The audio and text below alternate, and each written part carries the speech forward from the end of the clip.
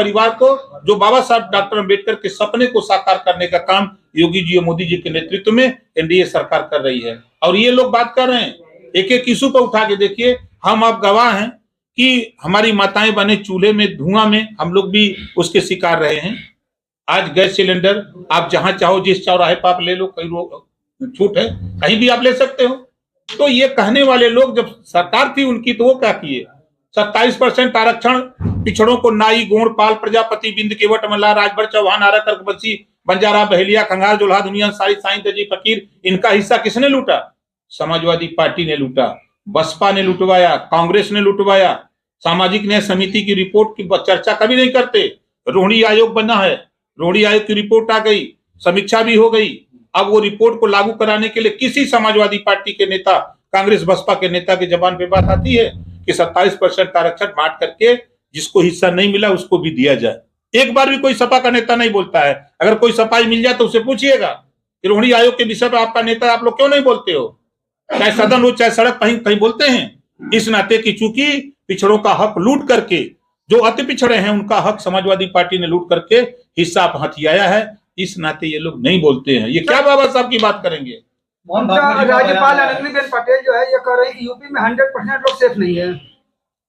भाई कल तक 100% लोग सेफ नहीं थे, आज तो कुछ परसेंट बढ़ाना, कुछ परसेंट रह गया है महाराज। मंत्री जी संतों की मांग रही है, मानते हैं कि रह गया है, मानते हैं कि कुछ परसेंट रह भाई देखिए, अब हम नहीं कहते कि आम के पेड़ में बौर लगा तो 100% फल लगेगा।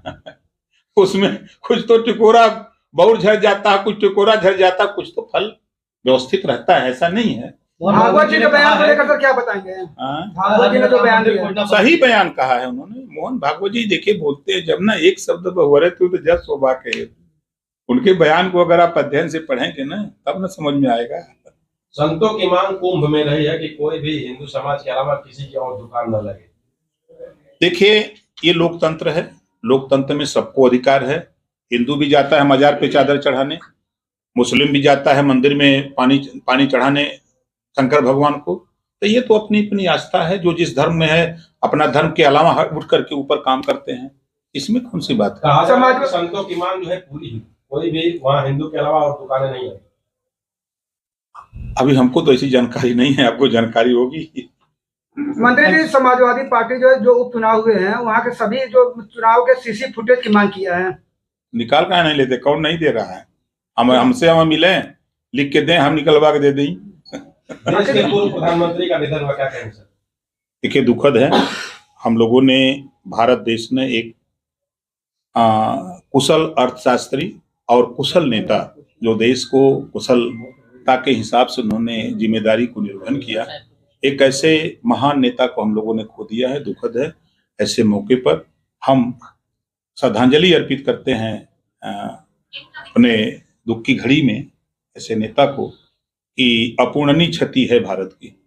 मंत्री जी, संभल पे आप लोग राजनीति कर रहे हैं, विपक्ष का ही कहना है। संभल पे आप इतिहास पढ़िए। संभल में जो विपक्ष कह रहा है, तो आजादी के बाद से लेके संभल में घटनाएं होती आई हैं। और कौन सा ऐसा तंत्र है कि हम अगर हिंदू जुलूस लेके जाए उस मुस्लिम इलाके से तो बुरा लगता है, और मुस्लिम अपना जुलूस लेके जाए हिंदू इलाके से तो सब कुशल निकल जाए? ये कौन सी बात है? दोनों के भाईचारा होना चाहिए ना।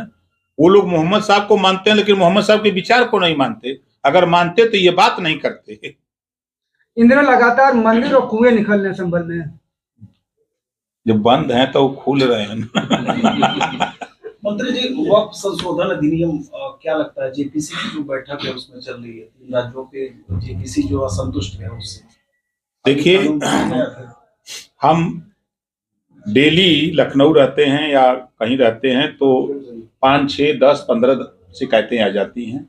जो मुसलमानों में मजबूत मुसलमान हैं, वक्फ बोर्ड की जमीनों पर वही कब्जा किए हैं, और वो उनकी नियमावली है कि इसी भवन को अगर वो आके कह दें कि ये वक्फ बोर्ड की जमीन है तो फिर ले जाकर एप्लीकेशन दे देंगे कि इसको खाली कराओ। इसी में संशोधन है। 1359 फसली में अगर आपका नाम है तो आपकी जमीन है, अगर नाम नहीं है तो फिर आप बिना वजह किसी की जमीन पर दावा नहीं कर सकते। ये संशोधन है। अब आप बताइए कि संशोधन में क्लास चल रहा है, लेक्चरर हैं, लेक्चर देना शुरू किए, नमाज का टाइम हो गया, आप क्लास छोड़ के चले जाएंगे आप नमाज पढ़ने। तो सिस्टम है, इस्लामी सिस्टम है कि माफी है नमाज में, कि आप दूसरी नमाज में उसको पढ़ सकते हैं, ऐसी व्यवस्था है। ये संशोधन हो रहा है तो क्या दिक्कत है? ये तो देखिए जो वक्फ बोर्ड में संशोधन हो रहा है वो महिलाओं के लिए, नौजवानों के लिए, गरीब मुसलमानों के लिए, उनके हित के लिए हो रहा है। विरोध वो लोग कर रहे हैं जो वक्फी जमीनों पर कब्जा करके बिना वजह वो अवैध संपत्ति का इकट्ठा कर रहे हैं, वो लोग विरोध कर रहे हैं। Thank you. आपने जो लेटर लिखा है जांच के लिए सड़कों के, लिखा है आखिर मतलब इस तरह की नौबत क्यों आई? देखिए नौबत, जब आप शिकायत करते हैं कि सड़क ठीक नहीं बनी है तो नौबत पैदा होती है। हम तो दिल्ली से, लखनऊ से, दिल्ली से लग करके पैसा भिजवा देते हैं कि भाई ये अच्छी सड़क बन जाए, लोगों का आवागमन सुचारू रूप से हो। अगर ठेकेदार उसको सही ना बनावे तो फिर आप हमसे शिकायत करते हैं कि मंत्री जी तोरे इलाके में, तोरे विधानसभा में सड़क बनी है, उड़ गई, तो फिर जांच नहीं होगी। मंत्री ठेकेदार तो कहता है कि पहले ही हम मंत्री जी को वहां दे देते हैं। एक ठेकेदार माधर चौथ को मैं कह रहा हूँ बुला लाओ मेरे सामने, कोई मुझे कह दे आप क्या बात करते, बुला लो उसको। एक ठेकेदार कोई कह दे यहाँ का कि ओम प्रकाश राजभर को पैसा दिया हूँ, जूता जूता मारूंगा ऐसे ठेकेदार को, कोई कह देगा तो। ऐसे थोड़ा राजभर घूमता है। वो लोग हैं जो गलत करते हैं वो बोलते हैं।